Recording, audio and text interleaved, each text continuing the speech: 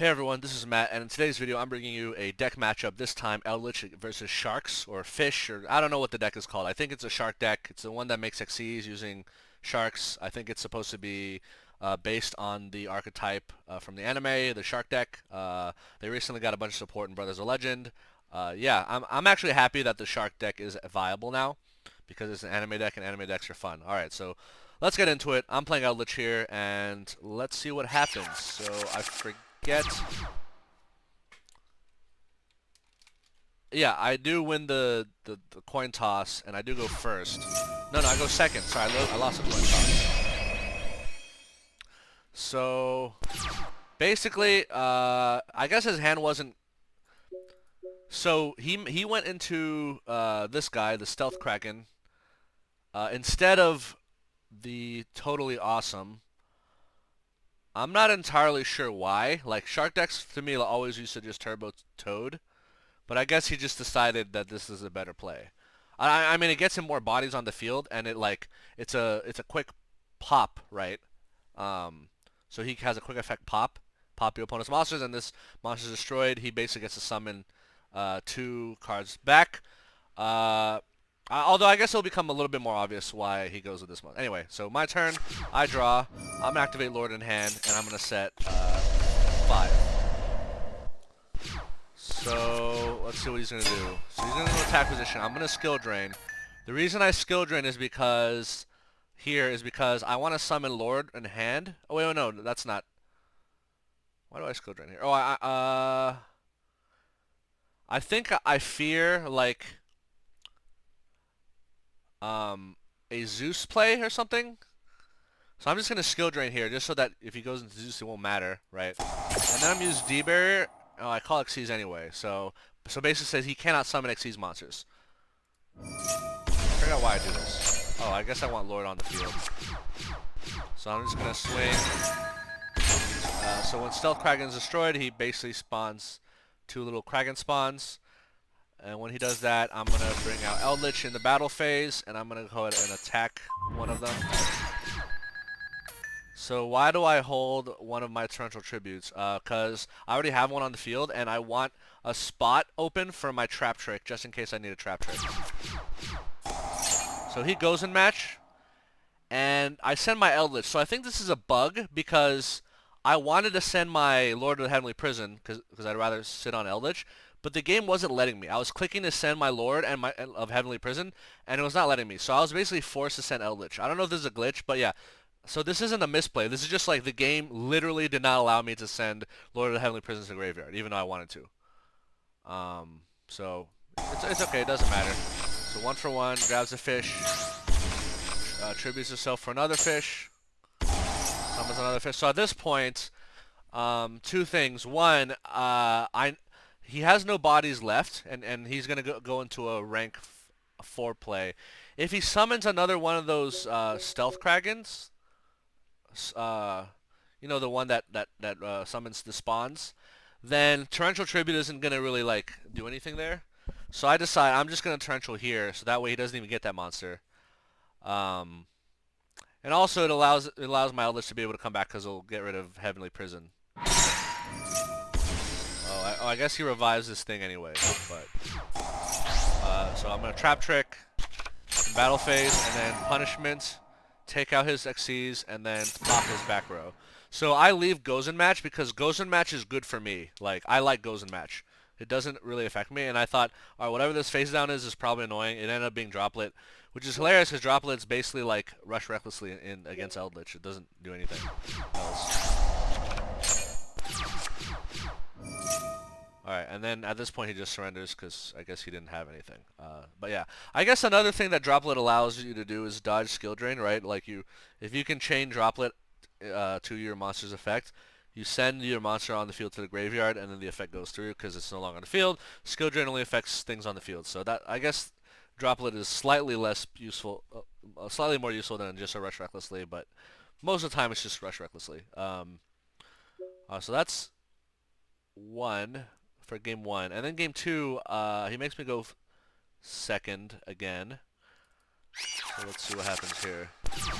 So I sided Witch's Strike. The reason being is because I know that Totally Awesome exists. It's a nominee negate. And now that he knows that I'm a trap deck, he's probably going to prioritize Totally Awesome over his Stealth Kraken because Stealth Kraken pops monsters. Like, I don't have that many monsters. But Totally Awesome negates stuff. So, I mean, we'll see. Like, that was my argument. Oh, he actually makes me go first. Okay. So, I'm going to Extrav here. Draw 2. So I hold back Witch's Strike. The reason I hold back Witch's Strike is because I have Skill Drain here. So like, I don't think he's ever if he plays through Toad, he's never gonna get through Skill Drain. Like if he tries to make Toad. But also, just in case he has back row clear, right, and then creates a board that contains Toad, I at least have decent. Like let's say he Lightning Storms me, right, and then he makes Totally Awesome. At least, you know, next turn I can set Witch's Strike and Ice Dragons, and there I have like a great way to bait Toad Negate with Ice Dragons and follow to Ice Dragons to the Toad Negate with Witch's Strike. So yeah, I don't need to set Witch's Strike here. I could have set Ice Dragons, but again, I fear that he might have back row clear, right? In which case, and I don't want to lose everything. So he ends up not having it. He just goes into his level 4s. What do I do here? I'm just going to Skill Drain here. Okay. Yep. Huaquero will tank a hit. And then the end. So I hold Punishment because I don't need it. I set Ice Dragons. Ice Dragons is amazing because his deck is like all fish or like aqua or whatever. Ice Dragons is good. Like this monster here summons more monsters when it's destroyed, but if it's banished via like Ice Dragons, then it doesn't, right? So holding on to Witch's Strike and Skill Drain in hand for similar reasons. If he has back row clear, I have follow up with Skill Drain, Witch's Strike, and of course the Eldlich stuff will recycle themselves. So it's funny. He used 2 pots of Desires and like his deck has 9 cards left. I always find that amusing. Okay, so he goes into another rank 4 play here. Another Stealth Kraken. So I'm gonna Eldlich to just defend. And then on end phase, I'm going to go ahead and pop this, which is going to prompt him to summon more things. So Entis is going to pop that. By the way, common misconception. So he set Imperm the same column as Skill Drain. Imperm cannot activate if Skill Drain is active. A lot of people don't know that. Like you can't negate a monster that's already negated. Imperm cannot negate Eldlich. Therefore, like you can't even use the column effect. Like it's just not. Anyway, okay, so he gets his little stealth, whatever. So I Ice Dragons, his Stealth Kraken, and then use it to banish both his Stealth Kragons. So that way, it's not going to spawn any more of these little fish. I'm going to go ahead and attack one. That kills it. I'm going to go ahead and grab Conk, because Conk is really good for removing bodies. NXT's decks need bodies on the field, right? I'm going to set Solemn Strike. Still holding Skill Drain, Witch's Strike, just in case a Harpy's Feather Duster comes down. I have stuff I can do, right? There's no point in setting it. I'm going to summon a Shark. So he summons his Bee, which I guess he intends to use to crash into Eldlich. And I just decided, yeah, I'm not going to allow that. I think he was trying to force my comp. So he makes this Shark here, but the problem is, like, this Shark ain't going to summon Toad. No stuff. So attack the Shark. Link Spider. In retrospect, I should have Link Spidered first. So I could attack. I don't know why I linked afterwards. It's okay. Yeah, I'm gonna grab another Elixir. Yeah, this game is basically over. Like, okay, so he's gonna put his Shark back into his extra deck.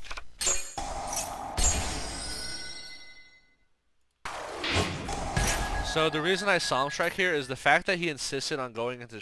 well, one, this Shark is 2600 attack, but just in case he has Droplet and can, like, activate Shark, chain Droplet, and send Shark to the graveyard to get Toad, I'm just going to say, you know what? I'm just going to Solemn Strike the summon.